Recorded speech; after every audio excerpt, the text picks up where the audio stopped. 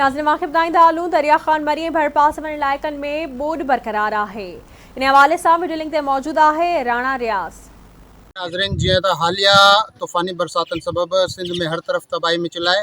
हिन सां गॾोगॾु दरिया ख़ान मरी ऐं यूसी चिनारे जी केतिरी ॻोठनि में हिननि जा घर ड्राई पट थी विया आहिनि ऐं हिननि जी फसलूं मुकमल तौर ते तबाह थी चुकियूं आहिनि। हिन महिल असां मौजूदु आहियूं यूसी चिनारे जी ॻोठ अब्दुल मजीद शहर में।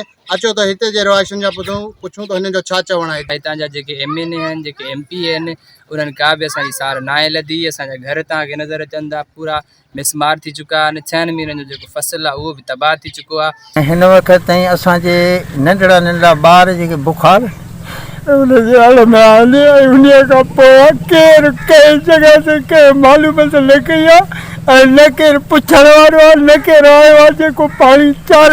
छा चऊं, असांजे चारई पासा पाणी ॾिसो, असांजा घर किरी पिया आहिनि ऐं जेको MPA MNA ना अहल आहिनि केर बि असां वटि हेली ताईं न पुॻो आहे। माल जेको आहे सो तक़रीबन 5-8 ढोर मरी चुका आहिनि। नंढो माल उहो बि बकरियूं कुझु उहे मरी। मसइलो इहो आहे त असांजो इहो बरसाती सिलसिलो हली चुको आहे 3-4 ॾींहंनि खां लगातार। हिन टाइम ताईं न असांजो ज़िले जो MPA न MNA न चेयरमैन साहिबु जेको बि चूंडियो वियो आहे या कुझु बि थियो आहे, हिन टाइम ताईं को सरकारी जेको बि इंतिज़ामिया आहे का बि अचण लाइ तयारु न आहे। असांजो घर घाट हर शइ पंहिंजा ॿुॾी चुका आहिनि। घर त ठहियो पंहिंजी जॻह ते, पर फसल जेके आहिनि असांजा मुकमिल तबाह थी चुका आहिनि। वणनि जो फसल सारी तयारु थियल उहे फसल हींअर सड़ी चुका आहिनि।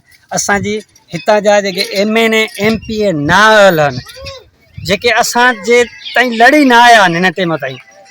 जी नाज़रीन, हिन महिल त आया हिन ॻोठाणनि जा वीचार ॿुधाए। हिननि जो चवणु हो तो असांजी तमामु फसलूं पाणी हेठि अची तबाह थी वियूं आहिनि। असांजा घर किरी पट थी विया आहिनि। असांजो माल जेको आहे चौपायो माल जेको आहे उहो रोड ते बीठो आहे ऐं हिननि में बीमारी विकड़ियल आहे ऐं हू बीमारी सबबि मरे पियो थो। हिननि जो मज़ीद चवणु हो त हिन महिल ताईं असां वटि को बि मुंतख़िब नुमाइंदो MPA MNA या को बि डिप्टी कमिश्नर AC साहिबु या मुख़्तियारकार को बि हिन महिल ताईं असां वटि न पहुतो आहे। ना ई असां वटि UC चेयरमैन ऐं ॿियनि खे असांजी सार संभाल लही आहे। हिननि जो आला इख़्तियारनि खां मुतालबो आहे त ख़ुदारा असांजी सार संभाल लही वञे ऐं असांजे बचनि ते रहम कयो वञे, मेडिकल जी टीमूं मोकिलियूं वञनि ऐं असांजे माल ऐं ॿारनि जे लाइ टेंट ऐं मच्छरदानियुनि जो बंदोबस्तु कयो वञे।